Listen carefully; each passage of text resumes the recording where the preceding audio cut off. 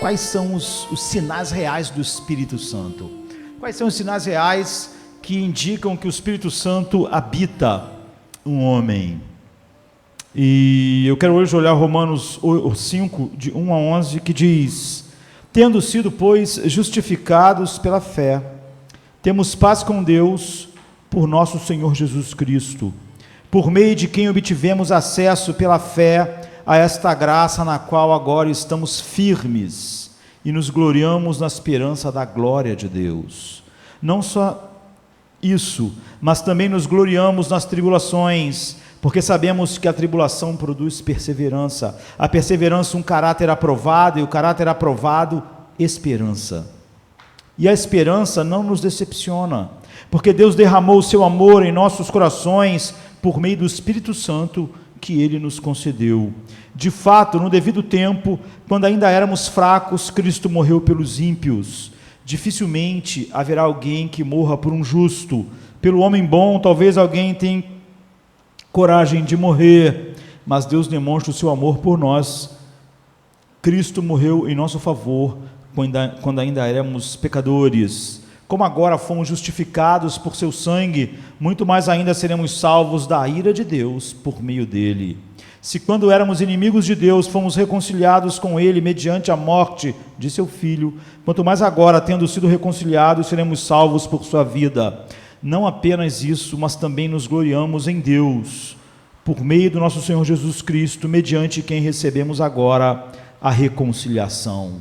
Então, a premissa da Bíblia, entre outras premissas que a Bíblia propõe para nós, uma das premissas da Bíblia é que há uma diferença fundamental e final entre um coração moralmente restrito, ou seja, que se restringe para ter atitudes morais e atitudes, entre aspas, boas, e um coração transformado de maneira sobrenatural pelo Espírito Santo. Há uma diferença como há entre a luz e a escuridão, entre um coração moralmente restrito e um coração de maneira sobrenatural transformado pelo Espírito Santo. E há uma diferença entre usar a força de vontade para suprimir o seu egocentrismo, ou seja, para não deixar ele fluir, e para suprimir o seu medo, para tentar enfrentar a vida. Outra coisa é ter o Espírito Santo permanecendo e mudando os nossos corações, criando afeições santas, não através do poder, da força de vontade ou do livre-arbítrio, entre aspas, que algumas pessoas imaginam ter, mas através do poder do próprio Espírito Santo, que opera de maneira soberana nos corações, que ele regenera. Então, o que vamos analisar é o que já temos feito, é essa série de características de um coração transformado soberanamente pelo Espírito Santo, todos eles. Sem esses sinais, não há nenhuma evidência da obra do Espírito Santo em alguém. Então, como você sabe? Se você está apenas tentando ser bom, tentando ser religioso, tentando fazer as coisas certas, ou se o Espírito Santo realmente trouxe uma nova criação, fez de você uma nova criação, e o Espírito Santo trouxe transformação para a sua vida. A maneira de fazer isso é olhar para o que é chamado de o fruto do Espírito, como está em Gálatas 5, e é isso que nós temos feito: amor, alegria, paz, paciência, bondade, e a última que nós olhamos foi paz. Nós vimos como o oposto de paz é a ansiedade, não é? Você pode estar enfrentando tristeza e ter paz, mas você não pode estar ansioso e ter paz.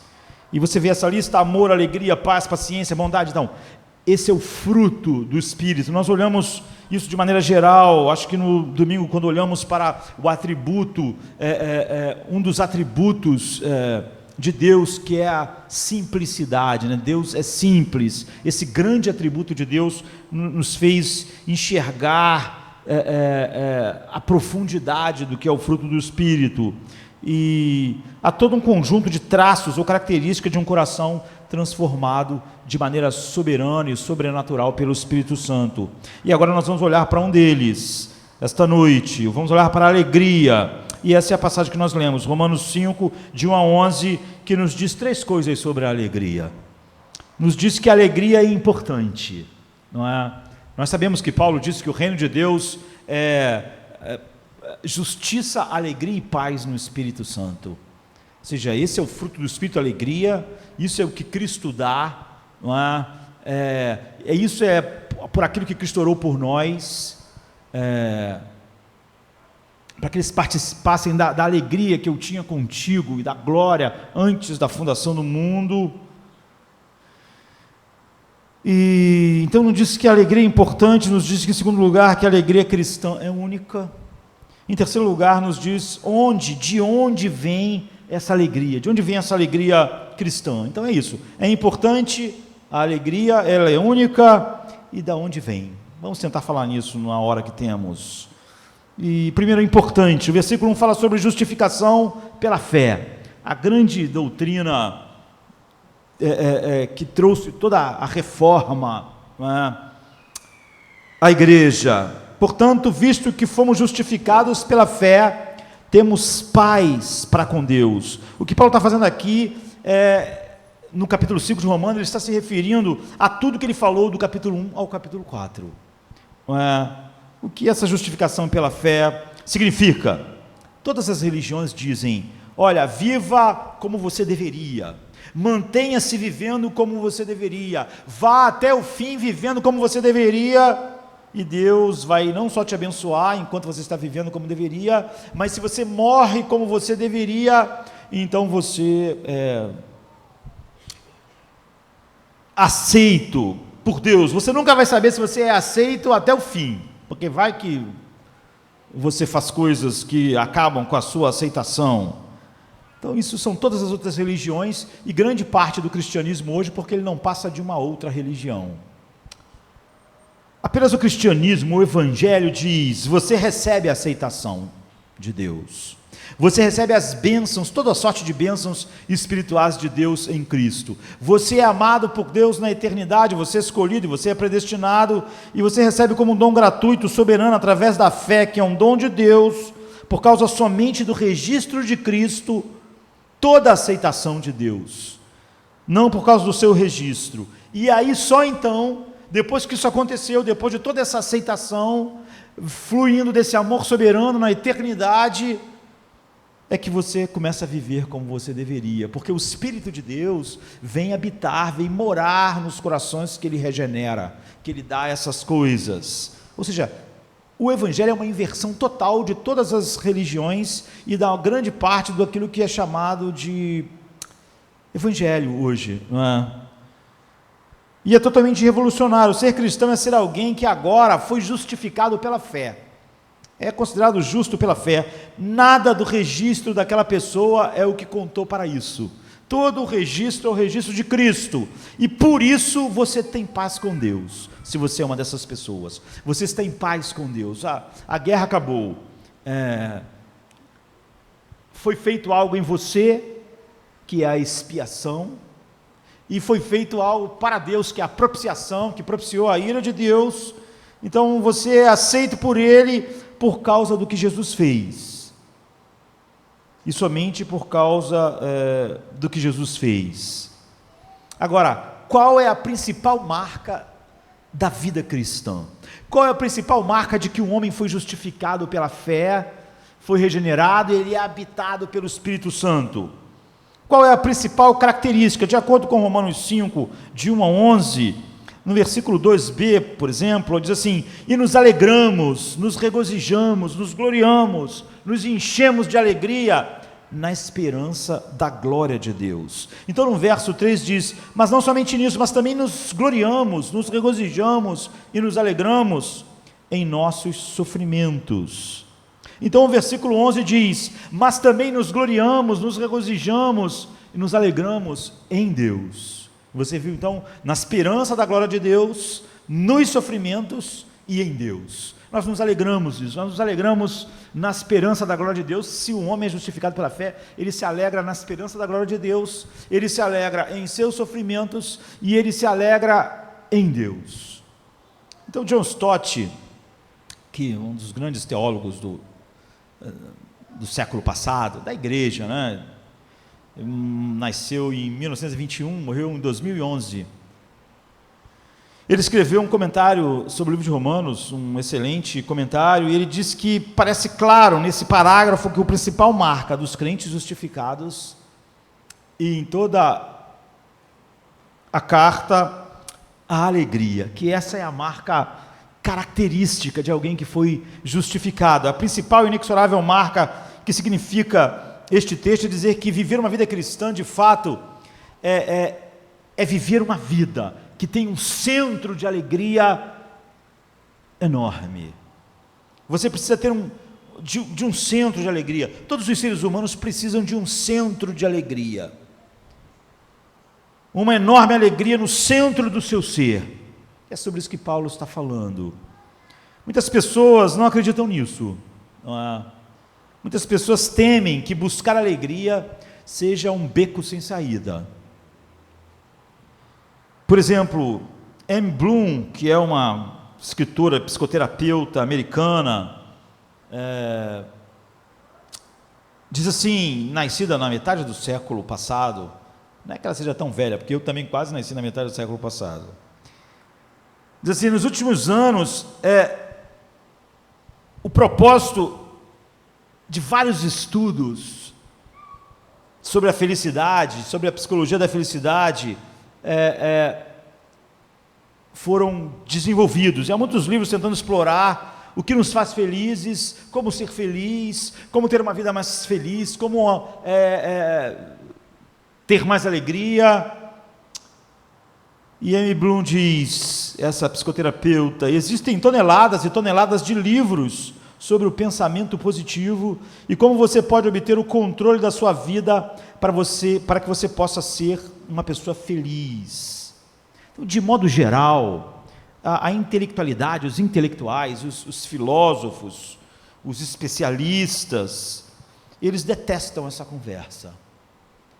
Só porque eles pensaram mais um pouco do que a maioria da pessoa. Então, Amy Bloom, apenas há algum tempo atrás, escreveu um ensaio no The New York Times, chamado A Ninharia da Felicidade.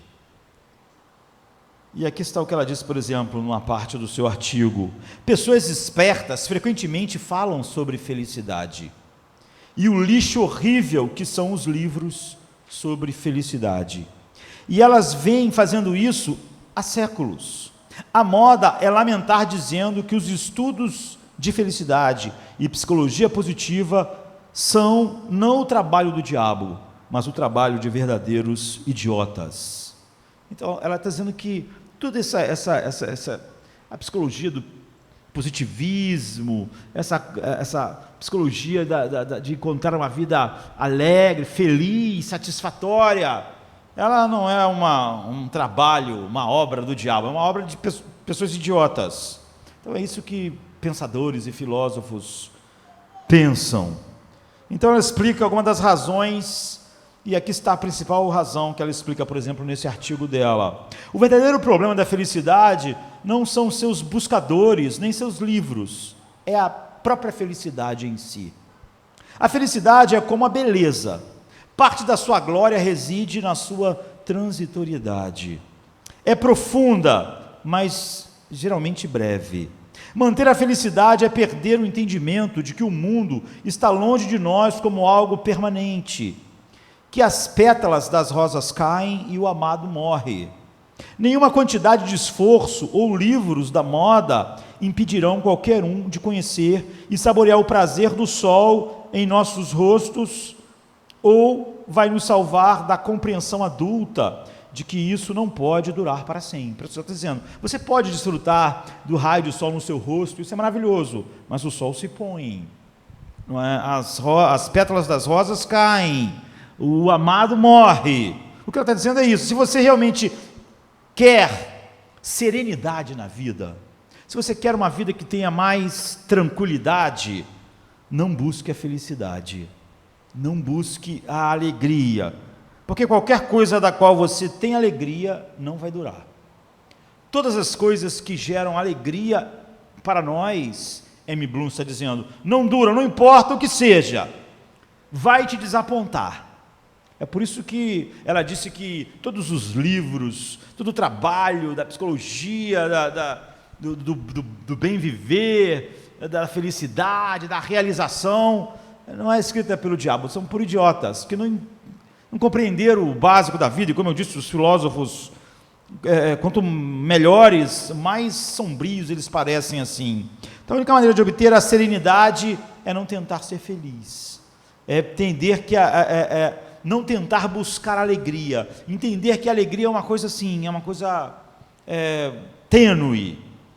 Agora, eu vi alguém contando para você ir de um pensador ou dos grandes filósofos para alguém bem simples. Eu vi alguém falando que quando ele tinha 13 anos de idade, ele torcia para um time de beisebol. E o time dele nunca tinha ganhado nada assim importante que ele torcia. E ele disse que depois que o campeonato começou, o time dele, de uma maneira inacreditável, começou a ganhar e tal. E chegou uma hora que o time dele de beisebol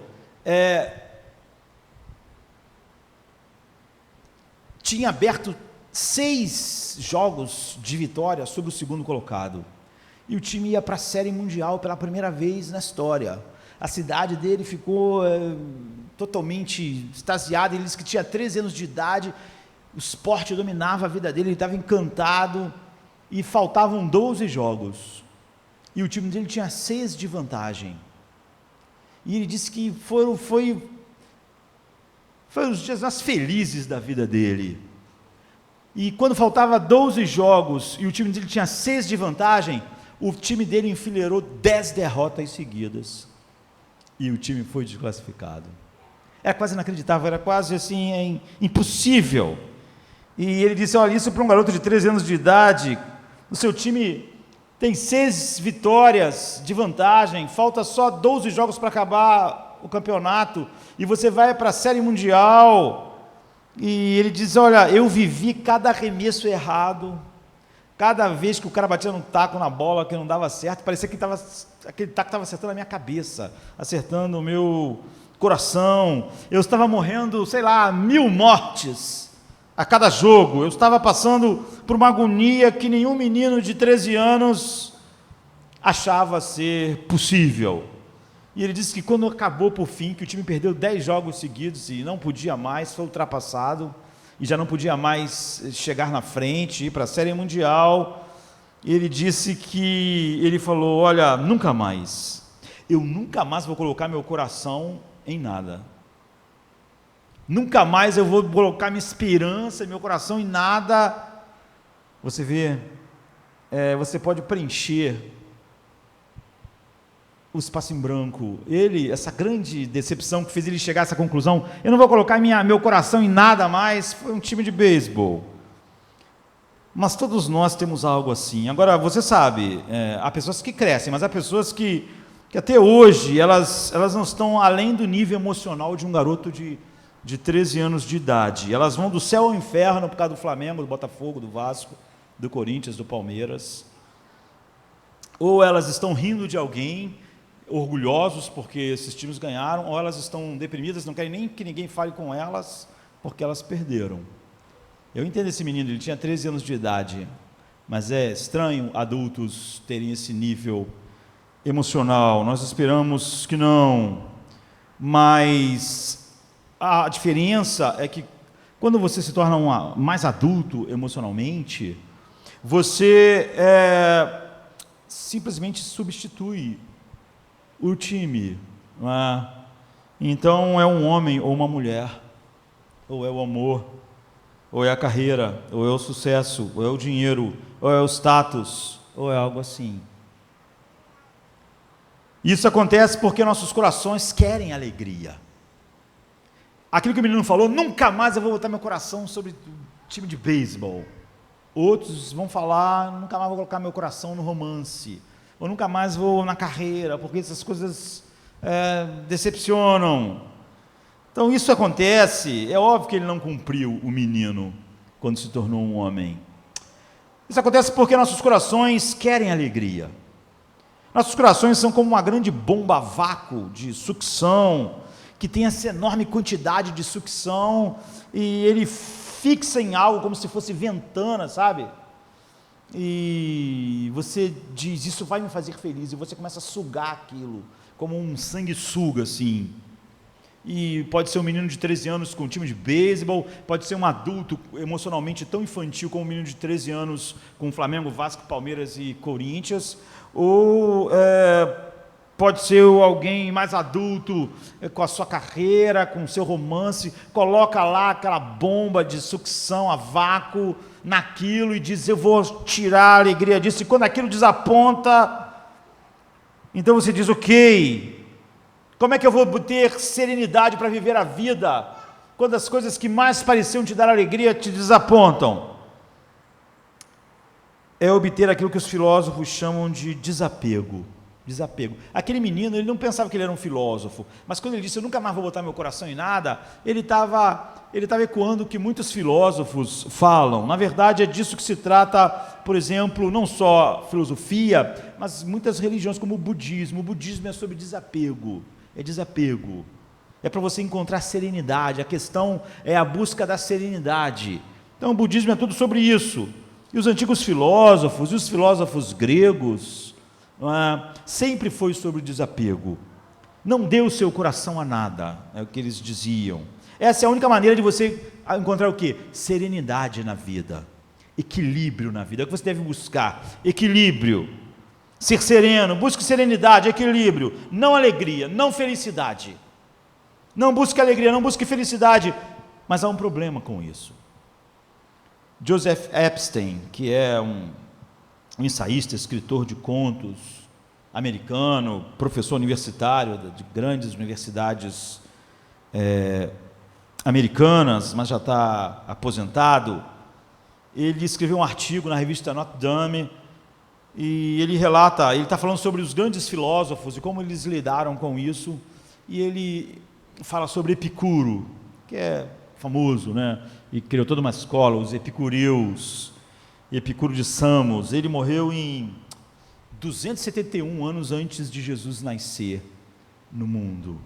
Então, em determinado momento, Epicuro reuniu seus discípulos e ele disse, era sobre isso que Epstein estava escrevendo. Epicuro disse assim, eu posso dar a vocês um remédio de 4 passos que vence toda a ansiedade. Toda a ansiedade. Eu posso eliminar a ansiedade da sua vida com 4 passos apenas. Você pode ser completamente sereno e se você apenas fizer 4 coisas, não é muitas coisas. Eu posso eliminar a ansiedade não só da vida de vocês, mas do mundo inteiro com essas 4 coisas. Se todo mundo fizer isso, a ansiedade do mundo acaba. Vocês gostariam de saber quais são essas coisas? Claro que as pessoas queriam saber. Claro que as pessoas queriam saber qual o remédio que cura a ansiedade para sempre. E Epstein diz assim, num resumo dos 4 passos de Epicuro, para isso, primeiro passo, não acredita em Deus ou em deuses, ok? Esse é o primeiro passo de Epicuro, desse grande filósofo. Segundo passo, não se preocupe com a morte.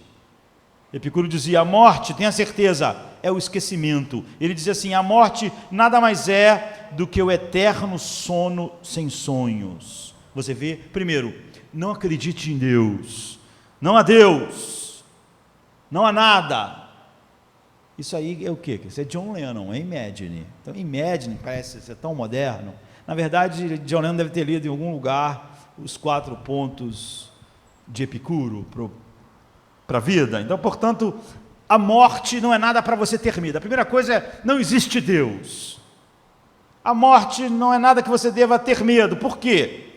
Porque é o eterno sono sem sonhos. Epicuro está falando que é como se antes de você nascer. Antes de você nascer era como? Era um eterno sono sem sonhos. Era um nada. Não era ruim. Então, pense na morte assim. Você antes de eu nascer em 69, não era ruim. Eu estava num eterno sono sem sonhos. Epicuro diz, então, vai ser a morte, vai ser isso. Você não tem que pensar nela. Por causa disso. Ou seja, ele cria aniquilacionismo. Passo 3, esqueça da melhor maneira possível tudo sobre a dor. Você pensa, não é fácil, mas Epicuro dizia, não, porque a dor é breve. Ele diz, se a dor não é mortal, não é tão grande assim, dá para suportar, não precisa ficar pensando muito nela. Se a dor for terrível, você está morrendo, então não esquenta, porque quando morre é o eterno sono sem sonhos, então você não tem que ficar preocupado com a dor. Esse é o terceiro passo, né? Você esqueça a dor, não pense na dor, porque as dores da vida não vão ser muito grandes, e quando for grande demais, tu vai morrer. Então, se não é muito grande, você não tem que ficar se preocupando com ela. Se for grande demais, você sabe, eu vou morrer, e aí vem o eterno sono sem sonhos. E passo 4, não desperdice o seu tempo tentando adquirir luxos definidos. Ou seja, não siga a ambição, de maneira geral, por coisas, dinheiro, fama, poder. Na verdade, isso aqui é um resumo da música de John Lennon. Imagine se não houvesse Deus, imagine se não houvesse nada depois de nós, imagine se não houvesse inferno, imagine se ninguém fosse ambicioso. Não, imagine, assim, é totalmente ateísta, materialista, mas esses são os 4 pontos de Epicuro. Por quê? Não coloque o seu coração em nada, é o que Epicuro está dizendo, porque se você tentar e pôr o coração neles, você não vai alcançá-los. E quando você alcança parte do que você queria, você vai ver que não vale o preço que você paga tentando alcançar aquilo. E quando você alcança aquilo, a tua bomba de sucção a vácuo de alegria, descobre que não há quantidade suficiente lá, a fonte é muito pequena. Mesmo se você conseguir, Epicuro diz, eles nunca podem te dar o tanto quanto você gasta. É como se você gastasse 1 bilhão para achar um diamante que só vale 1 milhão. É prejuízo, não vale a pena.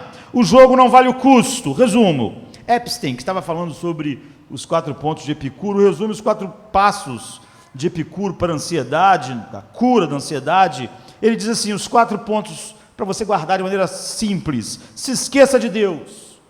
Esqueça a morte, esqueça a dor, esqueça as aquisições, ou seja, ambição. Como eu disse, um resumo da música de John Lennon. Então ele diz que a única maneira de encontrar serenidade, de acordo com os filósofos, é parar de buscar alegria. Isso que M. Bloom estava dizendo. Você vê? Porque buscar alegria acaba sempre em desespero. Então desapegue-se. De certa forma, o budismo se encaixa nisso. Não prenda o seu coração a nada. Então aqui está o que Epstein basicamente diz na sua conclusão do seu artigo na Notre Dame. Meu palpite é que esse programa funcionaria. Mas mesmo se funcionasse, esse distanciamento absoluto da vida constituiria uma vida rica e complexa e bastante para valer a pena ser vivida? Não era melhor tirar a nossa vida? É por isso que pessoas como Camus disse que a única questão filosófica é o suicídio. Não acabaria em desespero também? Muitos diriam que sim. E muitos diriam que a questão seria simplesmente se eu me mato agora ou não. E eu estou com eles. Na verdade, C.S. Lewis disse isso de forma um pouco mais eloquente e de uma maneira que só C.S. Lewis sabe dizer. Ele diz que se você não quer que seu coração seja quebrado, não quer que seu coração seja assim,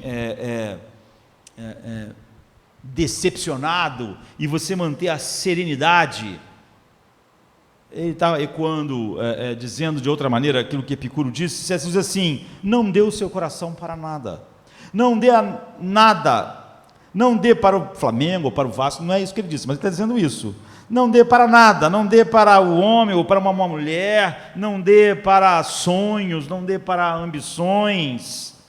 E C.S. diz assim, bem, isso não significa que você não possa se casar, mas não ceda completamente seu coração a alguém ou qualquer coisa. Você pode ter as coisas, mas você não pode colocar o seu coração lá como uma bomba de sugar alegria. Coloque-o em um pequeno caixão.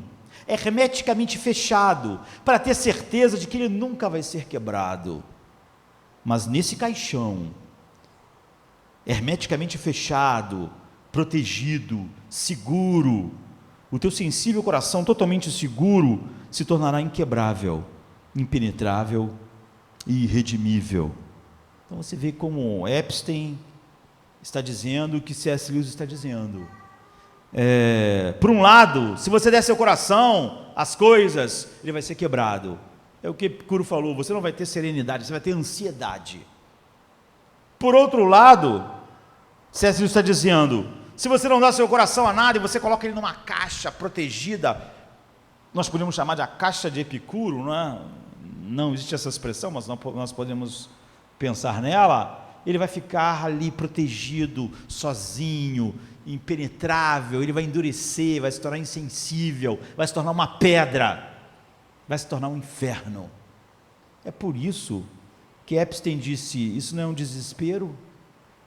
O que essas pessoas estão dizendo é o seguinte, não há nenhuma saída a não ser o desespero. Porque mesmo a serenidade que Epicuro está pregando, nada mais é do que a escuridão do desespero. Então, se você busca alegria, você vai ficar desapontado. Por outro lado, se você disser, não vou dar meu coração a nada, Epstein, C.S. Lewis, todos estão dizendo, isso vai te desumanizar. Você vai se tornar duro, insensível, frio, isso vai endurecer você. Bom, há algum caminho para seguir agora? Esses não são os maiores pensadores, não são os maiores filósofos, não são os homens que têm a melhor mente que já existiu, não é isso que eles dizem? Então qual é a saída? Tem uma saída, porque isso é um sermão, e esse só é o primeiro ponto, e o sermão continua. Então a alegria cristã é única, você vê, ela não tem nada a ver com nenhuma outra coisa. A alegria cristã tira você do dilema. Como assim? Hoje, infelizmente, muitos cristãos negam isso. É por isso que eles chegaram à conclusão de que você vai ser infeliz mesmo. Você vai ser totalmente desesperado e que simplesmente a salvação que Deus oferece é no final você não ir para o inferno. Essas pessoas, elas negam o Evangelho. Mas não a Bíblia. A alegria cristã tira você do dilema, ela não deixa você no dilema e diz, tudo bem, a vida é isso mesmo, é um desespero, é náusea e desespero, e a única questão filosófica é um suicídio, e talvez até você se suicide, mas se Jesus se justificou, você escapa no final, pelo menos de ir para o inferno. Mas a Bíblia não diz nada disso. A primeira, nós vimos que a marca do Espírito habitando em alguém é a alegria, mas como assim então? A primeira é que a alegria cristã não se baseia em circunstâncias. Veja o que o versículo 3 diz, também nos gloriamos, nos alegramos em nossos sofrimentos. O quê? O que são sofrimentos? Sofrimento são circunstâncias favoráveis indo embora. Nós temos circunstâncias favoráveis, nas quais nós ficamos alegres, mas essas circunstâncias favoráveis vão embora. O nome nós chamamos circunstâncias favoráveis indo embora de sofrimento. É isso que Epicuro diz, que como você colocou você colocou o seu coração nessas coisas, você vai implodir. Que a única coisa que você pode querer na vida é serenidade, e não buscar alegria e felicidade. Mas o problema é que o coração humano busca. Então aqui está o lugar onde eu acho que vou me separar da palavra felicidade como o mundo a define, não é? Se você não se importar, porque eu realmente não acredito que a alegria cristã é o que o mundo chama de felicidade.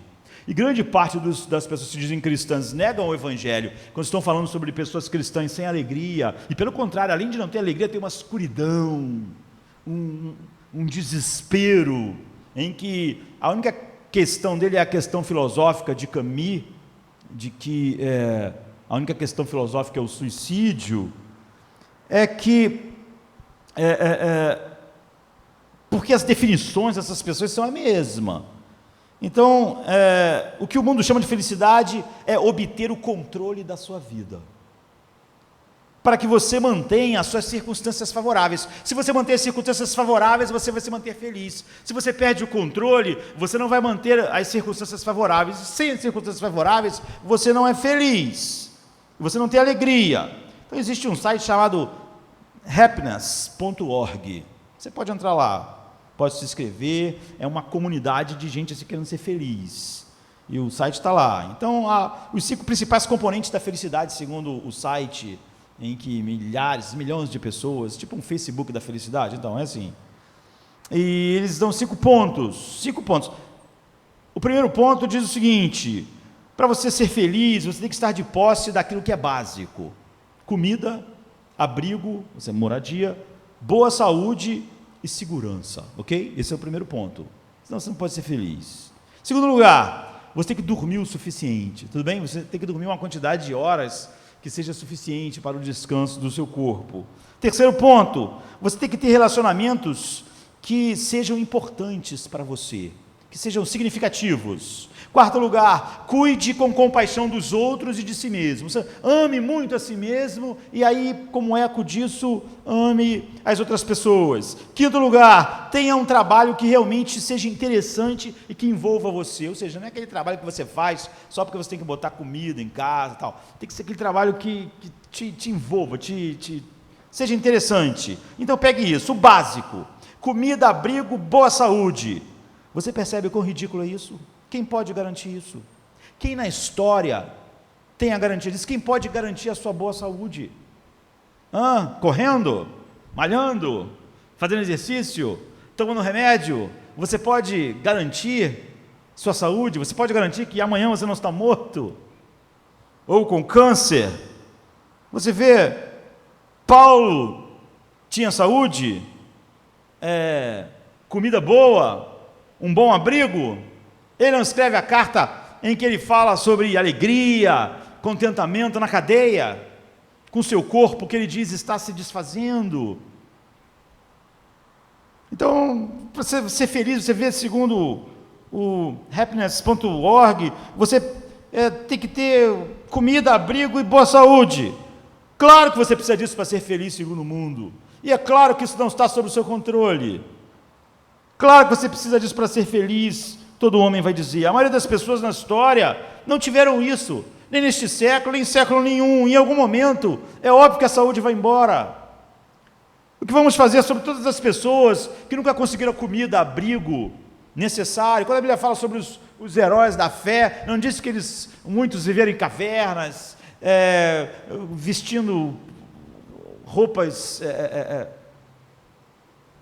farrapos, dos quais o mundo não era digno, e saúde. Há pessoas que nunca tiveram e nunca terão. Você fala sobre trabalho interessante e envolvente. Quantas pessoas têm um trabalho interessante e envolvente? A maioria das pessoas trabalham só porque elas precisam comer. A maioria das pessoas que amam vão estar nos trens, nos ônibus, até nos aviões, não estão indo para trabalhos que acham maravilhosos, envolventes e interessantes. É por isso que tem pessoas que parecem que encontraram o emprego da sua vida e são tão infelizes quanto todos os outros seres humanos, porque descobrem com a sua bomba de sucção que aquela coisa sonhada não era tudo isso. Em outras palavras, o que está dizendo é o seguinte: a felicidade então é colocar a minha situação no lugar certo. Eu fico feliz se todas as coisas estão indo bem e se todas as circunstâncias são favoráveis. E a maioria das pessoas não tem as circunstâncias favoráveis. Em algum momento, ninguém tem a circunstância favorável. Então elas estão condenadas a nenhuma felicidade. Ou aqueles que conseguem alguma estão condenados a perdê-la. Mas a alegria está disponível para os filhos de Deus. Você vê, ela não é definida pelo happiness.org. E ela não te deixa no dilema de Epicuro. A alegria cristã não é baseada em nenhuma circunstância. Na verdade, olhe, quando diz assim: nós também nos regozijamos em nossos sofrimentos. Regozijo é alegria transbordante. Nos gloriar é a alegria que jorra, não é só alegria. Isso não significa, é lógico que Paulo está dizendo que alguém se alegra na sua dor, porque o nome disso é masoquismo. Ninguém se alegra na sua dor. Ele diz: também nos gloriamos, nos regozijamos, transbordamos a alegria em nossos sofrimentos. Então, bem, como alguém pode se alegrar em seus sofrimentos? Sofrimento é exatamente o quê? É quando as circunstâncias boas vão embora. Ou a saúde, ou aquilo que eu achava que ia ser bom, ou não foi dado aquilo que eu achava que ia me dar, não deu. Mas ele diz que a gente não se regozija só nos nossos sofrimentos. No verso 11 ele diz: nós nos alegramos, nos regozijamos e transbordamos de alegria em Deus. Não apenas isso, mas também nos gloriamos em Deus, por meio do nosso Senhor Jesus Cristo, mediante quem recebemos agora a reconciliação. Ou seja, o homem habitado pelo Espírito Santo não está sujeito às circunstâncias, porque essa alegria, você vê, em nenhum momento tem nada a ver com circunstância. Ele se gloria na esperança da glória de Deus, ele se gloria no sofrimento e ele se gloria em Deus. Também nos regozijamos em nossos sofrimentos, versículo 4, porque sabemos, não é por causa do sofrimento em si, é que o sofrimento produz perseverança. Perseverança significa o quê?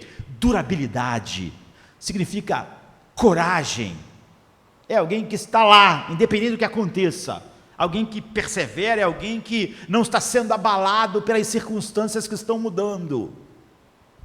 Isso nos leva a quê? Paulo diz, a mais esperança. Quando nós perseveramos assim, nós nos alegramos no sofrimento, porque isso gera essa perseverança, essa perseverança significa caráter, durabilidade, coragem, e isso leva a quê? A mais esperança. Essa esperança está na glória futura de Deus, que nos alegra. Versículo 12b, e nos regozijamos na esperança da glória de Deus. E nós vamos chegar nisso em alguns minutos.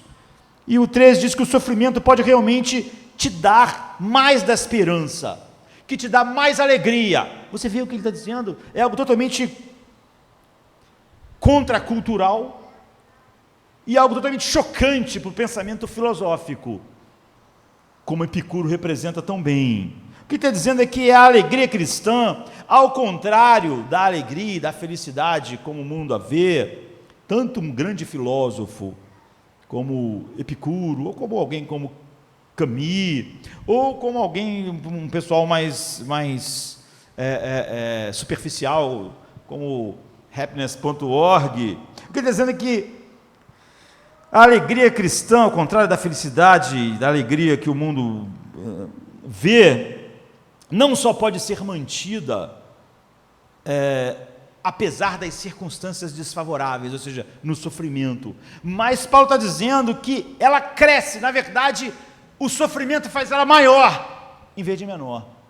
É incrível, porque não é só diferente, é exatamente o oposto. O sofrimento e a dor e a perda aumenta a alegria, não a diminui. A fé é provada como verdadeira, Paulo diz, quando nós enxergamos isso. Cristo é provado como ser melhor do que a vida, porque nós somos justificados pela fé. Você diz, como isso pode ser? A alegria cristã pode crescer enquanto as coisas ruins vão chegando? Então é o que Paulo diz. Não só as circunstâncias não podem acabar com essa alegria, mas como elas fazem algo inacreditável, elas fazem a alegria crescer. Veja, a felicidade do mundo desaparece quando as coisas ficam ruins. Por quê? Porque ela está baseada em circunstâncias. Abrigo, saúde, né? A gente viu aquelas 5 coisas. A alegria cristã pode realmente ficar mais forte. Não só pode, como ela fica. Como? Bem, nossas mães diziam assim, não coma doce antes do alimento, da janta, porque qualquer momento, entre 30, 1 hora antes da comida, se você comer doce, comer essas coisas, sua mãe falava para você não fazer isso,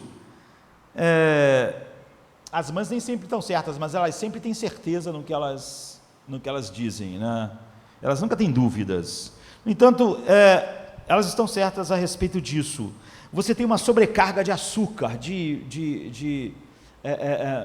no seu corpo, gera uma certa sensação de saciedade, o carboidrato vai fazer isso, e você não sente fome, mas isso mascara as necessidades que o teu corpo tem de proteína, de vitaminas, de todas as coisas que o alimento vai te dar, e que agora você não tem, aquelas guloseimas, dá a você um estouro de açúcar que mascara as necessidades que você precisa.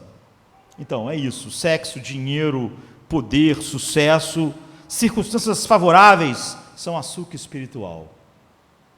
Você pode tomar isso por algum tempo, isso mascara as necessidades profundas que você tem. E é por isso que, como pessoas que se dizem cristãs, que só tem isso, quando isso acabar, ela está na escuridão do desespero, tanto quanto o mundo. É por isso que a marca do Espírito Santo, que são o fruto, é alegria, paz, longanimidade. Então, o que acontece com os cristãos que dizem: olha, eu acredito em Deus, eu sei, eu vou para o céu porque eu acredito em Deus, acredito que Jesus morreu na cruz, mas realmente eles baseiam sua alegria e felicidade exatamente como o mundo, no dia a dia, nas circunstâncias. Eles estão com suas bombas de sucção a vácuo, de alegria, colocadas em várias coisas. Quando as circunstâncias vão embora, eles estão sem nada. Ou Deus, naqueles que Ele chama eficazmente, usa essa realidade para mostrar que quando o açúcar vai embora, que existe um verdadeiro banquete que o homem perde quando ele come doce antes das refeições. Então, o que acontece quando as coisas vão mal e Deus, através do seu poder, nos leva a Ele? Você desenvolve um equilíbrio, você desenvolve um poder. Paulo, ele já teve as suas bombas de sucção de alegria colocado em que ele era hebreu dos hebreus, no seu currículo, ele era um fariseu, ele era um cara respeitado, a sociedade achava ele maravilhoso, ele já teve sobre isso. Mas agora não, você desenvolve um equilíbrio, você desenvolve um poder, você desenvolve um tipo de de força e de forte alegria que nunca desaparece, independente das circunstâncias. Porque finalmente, quando você foi chamado por Deus, pelo poder do Espírito, a bomba de sucção tua foi colocada em outro lugar. Isso se você é justificado. Isso se você é regenerado. Então, em primeiro lugar, a alegria cristã é única porque não se baseia em circunstância, não está fundamentada nas circunstâncias. Pelo contrário, Paulo diz: quando elas saem, essa alegria cresce. Nós nos regozijamos, nos alegramos em nossos sofrimentos. Em segundo lugar, a alegria cristã é única porque ela já é, mas ainda não é. Ou seja, por um lado, o versículo 2b diz: e nos regozijamos na esperança da glória de Deus. O que significa? Significa que quando você se torna um cristão, quando você de fato é regenerado e habitado pelo Espírito Santo, porque a sua salvação não é baseada em suas obras, não no seu esforço, mas somente no que Jesus fez, há uma certeza em você sobre o seu futuro. Se for baseado em algo que você faz, você nunca tem certeza.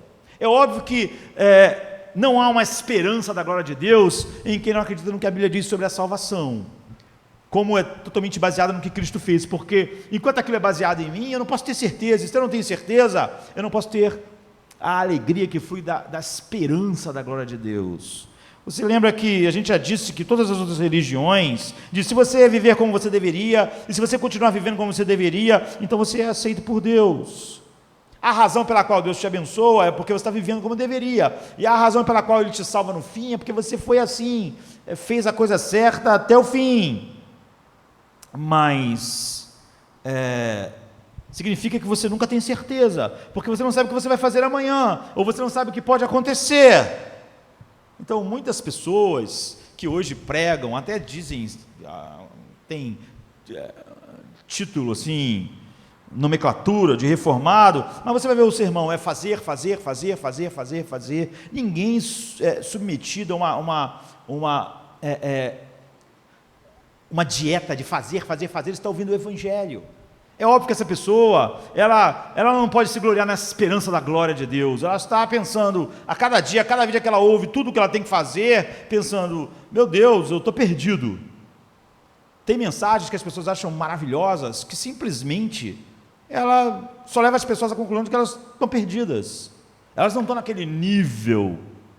Então você não pode ter certeza, porque ainda não chegou no fim. E você só vai poder ter certeza no fim.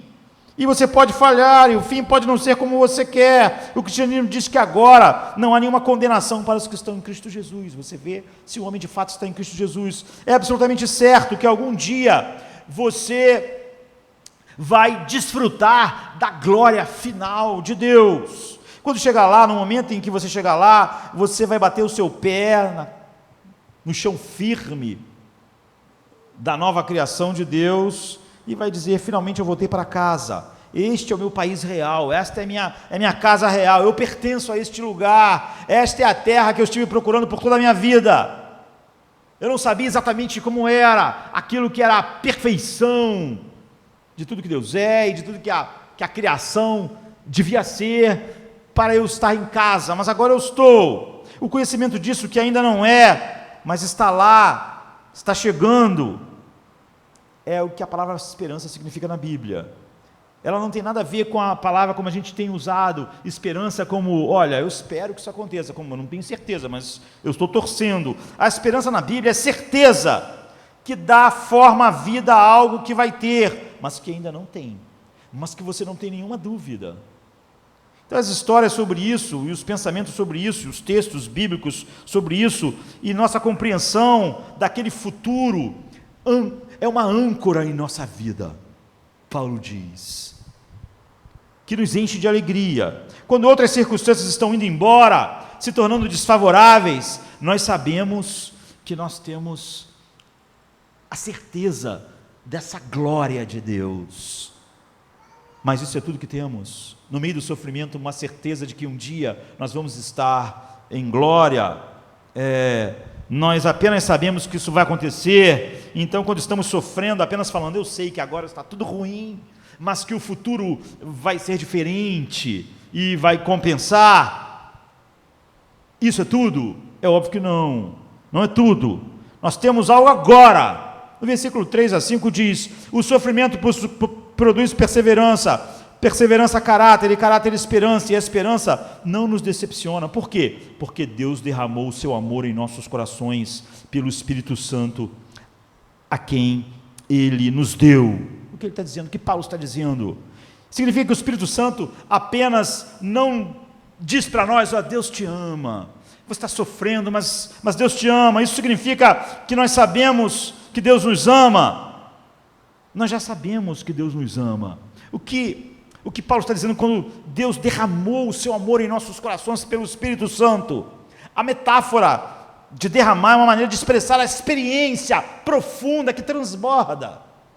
Por isso ele está dizendo, nos gloriamos na esperança da glória de Deus. A nossa alegria transborda. Isso está dizendo que aquele banquete que nós vamos ter no futuro, parte dele nós já temos agora.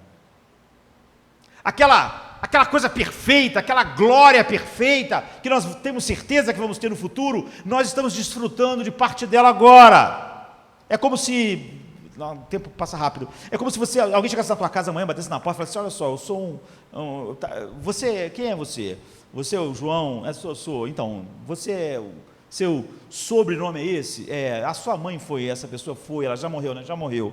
Então, nós estávamos há anos procurando a sua mãe, porque um tio dela morava lá na Europa. Então, o tio dela, ele morreu, e nós estamos procurando desde que ele morreu a sua mãe, mas chegamos tarde demais. Sua mãe já morreu, mas descobrimos que ela tinha um filho único, que é você, e o seu tio, ele se tornou um homem rico, e ele deixou a herança para sua mãe, mas como sua mãe já morreu, a herança agora é sua. E você disse: caramba, que coisa, recebi uma herança, eu não estava esperando, nem sabia que tinha esse tio, minha mãe nunca falou sobre ele. Então, a herança é sua, e você pensa: talvez eu possa me aposentar mais cedo, talvez eu possa viver uma vida um pouco mais confortável, talvez eu possa comprar ali naquela loja tal, uma coisa, um carro, uma casa. E o cara diz: não, você pode fazer mais, você não pode comprar você pode comprar isso lá em Nova York, você pode, mas é assim a herança? Não porque o negócio é o seguinte: o teu tio, na verdade, ele era dono de várias minas de diamantes na África do Sul. Então, vai demorar um certo tempo até toda a papelada, a burocracia, e o levantamento de todos os bens do tipo, porque essas minas de diamantes estão funcionando. Então, qual o valor da sua herança? Nós não podemos dizer aqui para você agora o valor da sua herança, porque vai demorar esse levantamento, é uma quantidade, é um conglomerado aí de empresas de diamante, então não sabemos. Mas nós já vamos adiantar para você 50 milhões de dólares, que você vai tocando a vida enquanto as coisas vão se resolvendo. Isso é a salvação. Você vê, você tem a esperança da glória, da perfeição, das riquezas infinitas de Cristo. Mas não acontece só isso. Você já ganha o suficiente na vida. Esse é o penhor do Espírito. É por isso que o Espírito em nós é o quê? É alegria, paz, gozo. Ou seja, isso vai ser perfeito de maneira infinita para nós. É uma riqueza inimaginável. Mas você não vai ficar esperando essa riqueza na miséria, igual se você tivesse recebido aquele cara. Nós aqui vamos te dar 50 milhões de dólares. Isso aqui é uma mixaria perto da tua herança, as minas de ouro, de diamante do teu tio. Mas você vai ter esses 50 milhões de dólares que você vai vivendo, você vai viver uma vida legal. Mas daqui a pouco, no futuro, você vai tomar posse de toda a herança do teu tio. Qual o valor? Sei lá, é bilhões de dólares. Nós não sabemos quanto vale. Esses 50 milhões de dólares é para você ir vivendo. Essa é a salvação. Salvação não é uma coisa só que no futuro você vai ter algo. E ele diz, mas Deus derramou o seu amor em nossos corações pelo Espírito Santo que habita em nós. Você vê, justificação é uma coisa forense, é fora de nós, mas quem foi justificado, esse é o texto sobre justificação, tem essas coisas. O amor de Deus é derramado em seu coração pelo Espírito Santo que habita em nós, que nos foi dado. Então, o Espírito Santo está produzindo essas afeições santas. Os puritanos que escreveram tanto a respeito disso, por exemplo, Richard Sibbes ou William Guthrie, Richard Sibbes, por exemplo, diz assim, às vezes nosso espírito não suporta as provações, então um testemunho imediato do Espírito vem a nós dizendo, eu sou a tua salvação. E nossos corações são estimulados e consolados com alegria inexprimível. Nós sabemos que os puritanos morreram, foram enforcados, queimados na fogueira, perseguidos, e, enfim. E nossos corações são estimulados e consolados com alegria inexprimível. E essa alegria tem graus, às vezes é tão clara e forte que não questionamos nada, outras vezes as dúvidas vêm, mas ficam apenas brevemente, porque esse testemunho está lá. Foi derramado dentro de nós o amor de Deus, ou seja, de que nós somos amados de Deus, nós estamos em Cristo, nós estamos desfrutando aquilo que Jesus desfrutou eternamente, o amor do Pai. Então, nós não vamos desfrutar isso na glória, esperança da glória de Deus somente. Deus derramou esse amor em nossos corações. Nós recebemos nossos 50 milhões de dólares de amor, do amor de Deus. Um dia, nós em nossos corpos sem pecado, no mundo perfeito, vamos desfrutar Deus de uma maneira perfeita e inimaginável. Mas Deus não nos deixou assim, como aquele homem, já deixou os 50 milhões de dólares, que é o penhor, isso aqui é o penhor da sua herança.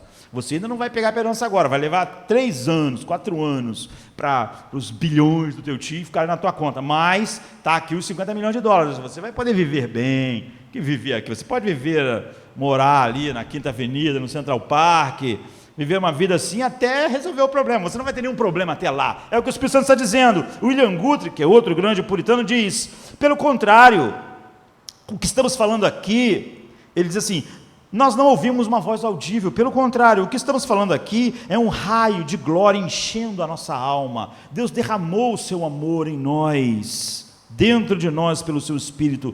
É como a palavra de Jesus para Maria, o Senhor só disse o nome dela, Maria, no jardim, e isso encheu a alma dela de alegria, porque ele era real para ela, vivo.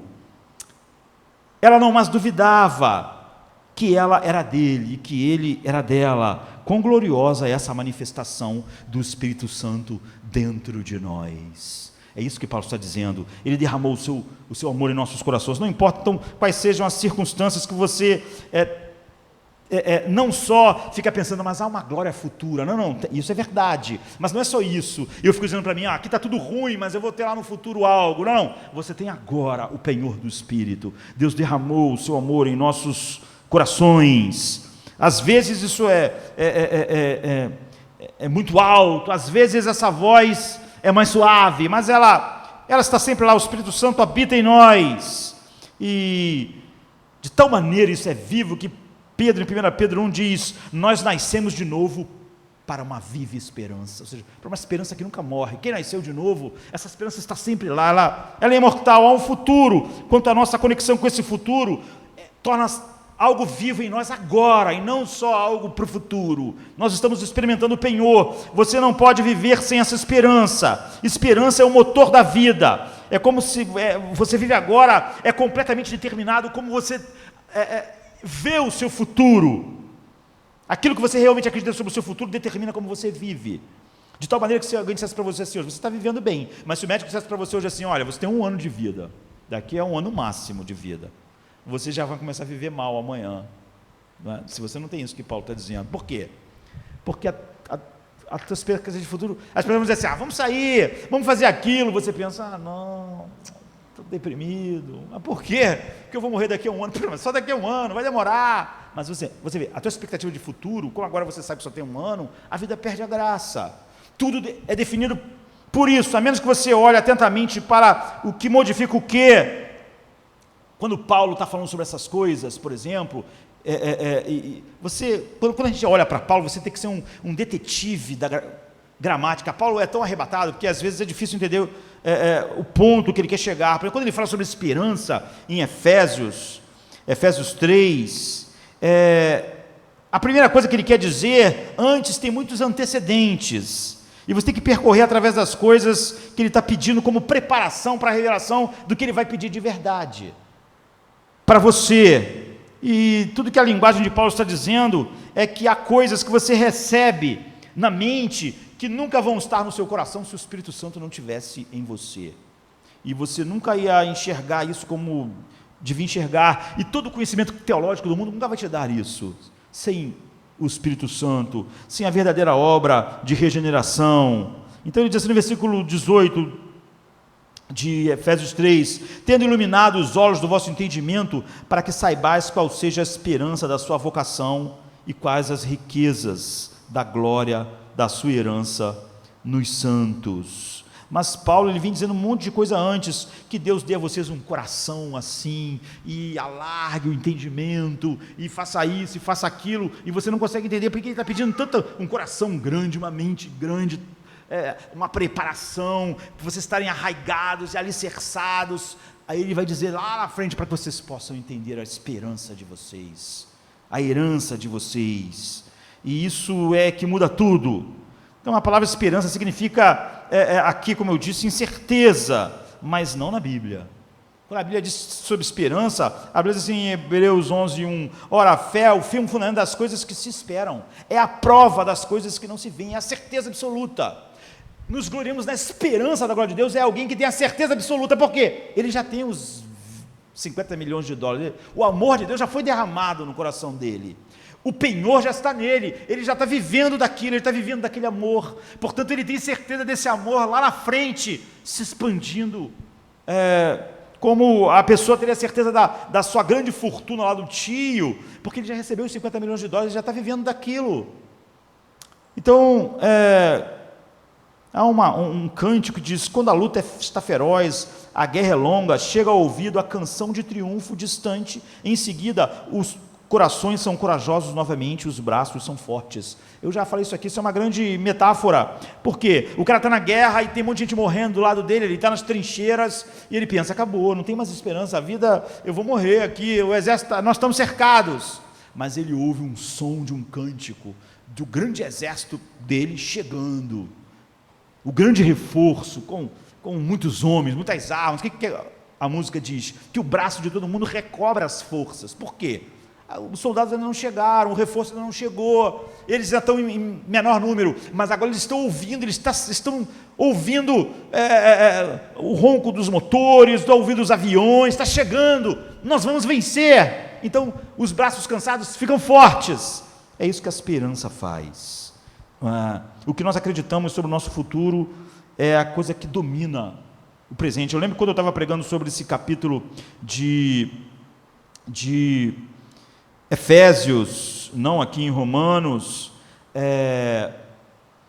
Eu falei sobre duas pessoas sobre o mesmo trabalho, numa mina escura, suja, durante um ano, e um trabalha cantando e assobiando, e um outro meio deprimido. Por quê? Para um foi falado que ele, no final do ano, ia ganhar 20 milhões de dólares, e para um, que ele só ia ganhar o salário comum, o salário mínimo pelo trabalho. Então ele trabalha, esse trabalho sujo, esse trabalho cansativo, ele está mal, porque o futuro que ele espera é aquele salário que não vai resolver nada na vida dele. Mas o outro sabe que vai ganhar os 20 milhões de dólares. Então ele faz o mesmo trabalho, a mesma mina, a mesma escuridão, e ele faz aquilo assobiando. Então você vê, na autobiografia de C.S. Lewis, o nome dela é Surpreendido pela Alegria. É assim que ele chama a conversão dele. Por quê? É tudo sobre o fato de que antes de ser cristão, ele estava sempre tentando encontrar alegria em outras coisas. Sempre que ele encontrava algo que ele achava que dava alegria a ele disse que mergulhava naquilo de cabeça. Por exemplo, houve uma época que ele disse que leu uma saga irlandesa e ele adorou, sabe? Islandesa, desculpa. E dos heróis, né, tal. São as sagas que deram origem a histórias tipo O Senhor dos Anéis, assim, então. Ele disse que adorou aquilo, e aí o que ele pensou? Ele se sentiu tão empolgado quando ele leu aquela saga islandesa, que ele foi lá e comprou todas. Não só comprou todas, ele resolveu aprender o islandês antigo para ler aquelas obras na língua original, para pegar tudo. Mas quanto mais ele leu, ele disse que não sentia a mesma coisa que ele sentiu no primeiro livro que ele leu da saga islandesa. E ele disse que isso era uma decepção. E ele disse, por exemplo, quando você encontra uma nova amizade, aí você todo dia está com aquele amigo, e você passa a noite conversando, e a outra noite vocês marcam, mas chega uma hora que você fala, e o outro diz assim, hoje não, né? Hoje vamos deixar para outro dia, não é? Porque a verdade é que todos os outros encontros não foi exatamente incrível como o primeiro. E ele diz que isso é verdade sobre todas as coisas. Então ele diz, eu percebi que os livros ou a música em que pensamos que a beleza estava localizada, nos trairão se confiarmos neles, porque a alegria não estava neles, a alegria só chegou a nós através deles. Essas coisas, a beleza, a memória do nosso próprio passado, são boas imagens do que realmente desejamos, mas se eles são confundidos com a coisa em si, eles se tornam ídolos mudos, quebrando os nossos corações e quebrando os corações de todos os seus adoradores, pois eles não são a coisa em si. E ele diz assim, eles são apenas o cheiro de uma flor que nós nunca encontramos, o eco de uma música que nós nunca ouvimos, notícias de um país que nunca visitamos. No final, a última página da sua autobiografia, ele se torna cristão. E é por isso que ele colocou a sua conversão como surpreendido pela alegria. É que ele surpreendeu que quando encontrou Deus, ele encontrou a alegria que ele buscava em todas essas coisas. Ele diz que por muitos anos ele pensou, a alegria está aqui, está no meu casamento, está na saga islandesa, está na literatura. Ele era um professor de literatura medieval das melhores universidades inglesas. Ele era um genial, não é? Um grande pensador, grande escritor. Então ele diz, eu pensava que estava aqui, pensava que estava ali, mas então E ele diz, isso acontece porque quando você está perdido e você encontra uma placa, você se enche de felicidade. Porque você está perdido no meio da mata, da floresta, andando, não sabe onde é, aí acha uma placa apontando o caminho, tu fala para todo mundo, gente, achei a placa, todo mundo olha a placa, todo mundo fica feliz. Mas aquela placa é uma felicidade que aponta para outro lugar. Se tu ficar ali na placa, ela não mantém a felicidade, porque a felicidade dela não está nela. Então ele diz, Deus criou as coisas, Deus criou o casamento, Deus criou a vida, o ar, a montanha, o mar, mas são tudo cheiros de flores que a gente nunca sentiu de verdade. É uma música que nos lembra uma música que a gente nunca ouviu. São paisagens que nos remetem a paisagens que a gente nunca viu. Deus fez todas essas coisas apontando para Ele. Então, se você, por mais que essa placa lá no meio da floresta fosse de diamante, se você ficasse nela e você não chega onde está, onde ela está apontando. O que ele percebe é que comida, amigos, sucesso, aclamação, popularidade, dinheiro e todas essas coisas C.S. Lewis teve, e tem, apesar de morto, aclamação, reconhecimento, etc. Todas essas coisas que nós pensamos, se eu estiver lá, vou ter alegria, são só placas. Então, essa alegria vem, essa é a pergunta final. Como ela vem, então? Como vem essa alegria? Bem, nós não temos mais tempo, mas a última parte da passagem daria uns 5 sermões, e, no entanto, ela é a essência do Evangelho. No versículo 8 e 9 diz assim: enquanto ainda éramos pecadores, Cristo morreu por nós, já que agora fomos justificados pelo seu sangue, quanto mais seremos salvos da ira de Deus através dele. Agora, a ira de Deus não é apenas uma excentricidade para quem é salvo de fato, para quem é justificado. Não é uma coisa distante. E é por isso que muitas pessoas continuam sem alegria, entediadas até, e os pequenos problemas da vida são um horror para ela, porque ela nunca viu a ira de Deus de verdade. Não é só o amor de Deus que é derramado em nós pelo Espírito Santo que está em nós, é uma percepção da verdade da ira de Deus. Então a raça humana merece a punição, porque nós somos parte do mal e da injustiça, não sofremos, somos parte. E Jesus levou a condenação, levou a punição. Esse é o Evangelho, no lugar daqueles que o Pai deu a Ele. E isso é contra-intuitivo, porque a melhor notícia do mundo, primeiro, é uma notícia ruim, é uma notícia que nós somos tão maus quanto podíamos, de maneira que nós não podíamos imaginar, que tudo em nós foi contaminado, que não há nenhum bem em nós, e que nós somos parte do mal do mundo, e que nós todos estamos debaixo da ira de Deus. Você pode considerar isso negativo, mas só quando no interior o Espírito Santo mostra o tamanho, a magnitude do mal em nós, é que nós temos a alegria que esse texto diz. Um puritano diz assim: é como se chegasse, você tivesse alguém estivesse na tua casa hospedado, e chegasse alguém lá com a justiça, e você não estava em casa. Quando você chega em casa, o seu amigo que estava lá na sua casa hospedado disse assim: olha, chegou aqui uma intimação para você, e nessa intimação tinha uma dívida para pagar, e eu resolvi pagar para você, paguei. Então, esse puritano diz: olha, se você não sabe de quanto foi a dívida, você não sabe como agradecer. Você pode dizer: precisava, obrigado, hein, poxa, não precisava. Mas se você descobrir que aquela dívida é uma dívida enorme, que a sua família contraiu, e que o teu amigo, na verdade, pagou a dívida de 20 milhões que a sua família contraiu, e que era sua, ia tomar tudo que você tinha, e ia ser assim, você vai pensar: maluco, como você pagou a dívida de 20 milhões que a minha família tinha? Você vai se ajoelhar diante dele para agradecer. Ou seja, se você não sabe o tamanho da dívida, você pode achar que pagou o meu cachorro quente que o seu Zé veio cobrar, obrigado, hein, legal. Você não está muito empolgado, aquilo não é uma alegria para você, porque até você saber o que o Espírito Santo faz você sentir o tamanho da dívida, a ira de Deus, a infinita de Deus. Então você não tem só um pequeno muito obrigado. J.C. Ryle, que é um bispo de Liverpool, nasceu em 1816, morreu em 1900, ele dizia: olha, uma das razões pelas quais você fica tão chateado com as suas dívidas financeiras, seus problemas financeiros, é que você não percebe que a única grande dívida da sua vida foi paga. A dívida que te colocava debaixo da ira de Deus, a única dívida que poderia te afundar até o inferno, foi paga por alguém. Se você visse que essa dívida foi paga, então as outras dívidas seriam tão pequenas que elas nunca te perturbariam, nunca gerariam em você ansiedade e nem abalariam a sua alegria. Você vê a ideia de que você é infinitamente mais mal do que você imaginou, mas de que você foi amado de uma maneira incrível por Deus, muda tudo. É isso que o Espírito Santo faz. Quando você vê a magnitude da dívida, a magnitude do perigo da dívida, da ira de Deus, em que Jesus diz: vocês não deviam temer aqueles que podem matar o corpo, mas aquele que depois que mata, joga no inferno.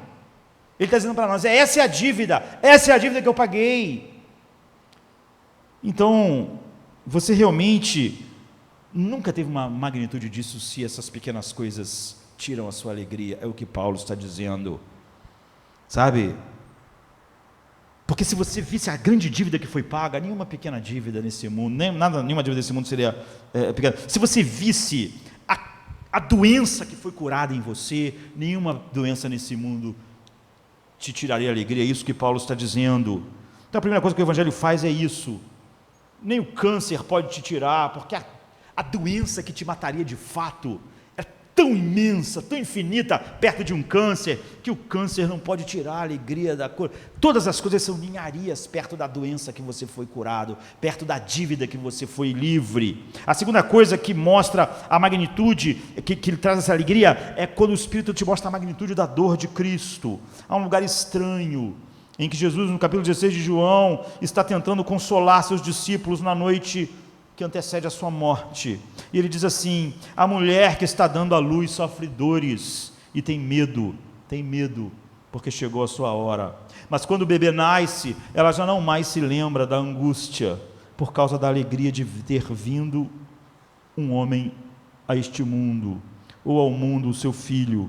Também vós agora estáis tristes e apreensivos, este é um momento de sofrimento, mas eu vos verei de novo, e então vocês se alegrarão, e nunca mais ninguém vai tirar a alegria de vocês. Todos os grandes sermões sobre esse texto, dos puritanos, dos reformadores, grandiosos, todos os grandes comentaristas, Jesus está dizendo que está falando sobre a sua grande dor, a sua grande angústia, que fez ele suar sangue. A mulher, em nossos dias, ela sente dor, mas hoje existem coisas chamadas epidurais, coisas que aliviam a dor, e cesarianas, mas não naqueles dias. Naquela época a mulher não só dava à luz por meio de dores excruciantes, grande parte delas morriam dando à luz. Então ficar grávida era maravilhoso e ao mesmo tempo apavorante. Ninguém sabia se sobreviveria, que tipo de dor estaria. Jesus diz: assim vai estar acontecendo comigo na cruz. Eu estou indo para tristeza, horror, angústia da ira infinita do Pai. Eu sou como uma mulher que está dando a luz a vocês, a alegria. E quando vocês verem meu trabalho, vocês vão ter uma alegria que nunca mais ninguém vai poder tirar de vocês, porque eu vou receber toda a angústia, vocês vão receber toda a alegria, porque toda a alegria da comunhão do Pai vai ser tirada de mim, vocês nunca mais vão perdê-la. O Espírito Santo vai derramar o amor do meu Pai no coração de vocês, porque eu vou perder a percepção dele na cruz, eu vou sofrer a angústia, a dor. E aqui está o verso 5, diz que é a chave para a alegria. O Espírito Santo derrama esse amor de Deus em nossos corações. Por quê? Porque Ele perdeu todas essas coisas para que nós tivéssemos. Ele diz: eu estou esperando, não nós não temos essas coisas de maneira abstrata. Vocês ouviram o sermão hoje e vocês mesmos se convencem disso e tentam fazer isso fazer algum sentido para vocês. Jesus está dizendo: eu sou a mulher que perdeu a vida para trazer a vida de vocês. Eu sou aquele que perdeu a alegria, toda a alegria, para trazer alegria, para vocês terem alegria. É como Raquel, que morreu para Benjamim nascer, mas só que nós sabemos que Raquel colocou o nome do seu filho de Benoni, o filho da minha dor, e que Jacó mudou o nome para Benjamim, que era o filho da minha mão direita, no sentido que a mão direita é a sua força, é o filho da minha felicidade. Jesus diz: apesar de eu morrer para vocês nascerem, de eu perder a alegria da comunhão, para que vocês tenham a alegria da comunhão, o Espírito Santo derrame ela no coração de vocês, eu não vou chamar vocês simplesmente de Benoni, vocês são filho da minha felicidade, porque eu estou olhando lá para frente. Você olha para o que Ele fez por você, o Espírito Santo te mostra o que Cristo fez, não como uma coisa abstrata que o pastor fala num culto, mas Ele mostra isso em seu coração. Ele faz essas verdades sair do seu coração, da sua mente para o seu coração. Isso é verdade. Ele derrama o amor de Deus em seu coração. Então o amor de Cristo te constrange, aperta o seu coração, é real para você. O Espírito Santo faz isso. E a primeira das duas maneiras pelas quais o Evangelho dá alegria é assim, você vê, ele nos dá uma percepção verdadeira do inferno e da ira de Deus, da qual eu sou livre, e nos dá uma concepção e uma percepção verdadeira do amor de Cristo, do seu grande sofrimento, da perda de toda a alegria e de toda a alegria da comunhão com o Pai, para que eu nascesse, para que eu tivesse isso. Você vê que Jesus fez por você, você vê daquilo que ele desistiu, como ele levantou do seu trono de glória, se humilhou, isso é real para você, porque o Espírito derrama isso no seu coração, e você ora sobre isso, você canta sobre isso, isso inunda o seu coração, o Espírito Santo lhe dá uma sensação, uma percepção do amor de Deus em seu coração, que lhe dá poder para lidar com qualquer coisa.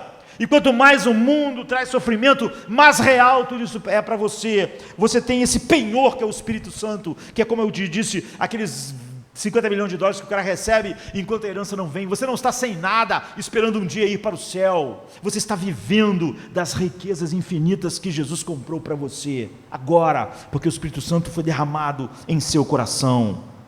É assim que esse fruto chamado alegria, isso que Jesus disse, vocês vão ter uma alegria que ninguém vai poder tirar de vocês, está em nós. Ela não tem nada, nenhuma comparação com o mundo, ela é real, ela engole as tristezas e transforma ela em mais alegria, porque ela transforma em esperança, e essa esperança não pode falhar, porque eu já estou desfrutando de parte do que eu espero, e eu já vivo de parte do que eu espero, eu já vivo da herança, eu já tenho uma parte da herança, um penhor da herança, que é o Espírito Santo, que derrama o amor de Deus no meu coração, não só na minha mente.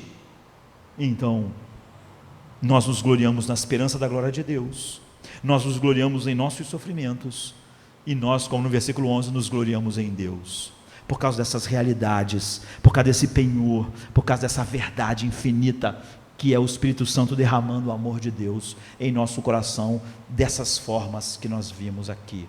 Por isso que a grande característica de um homem salvo é a alegria, e essa é uma marca que o Espírito Santo traz ao derramar em nossos corações Ele mesmo, porque o Espírito Santo derramou o seu amor em nossos corações pelo Espírito Santo que nos foi dado. Vamos ficar de pé. Nós vamos poder olhar outros e outros e outros daquilo que é chamado de fruto do Espírito. Essas são os sinais do Espírito Santo. Sem isso, as pessoas podem dizer que tem o Espírito Santo, mas não tem.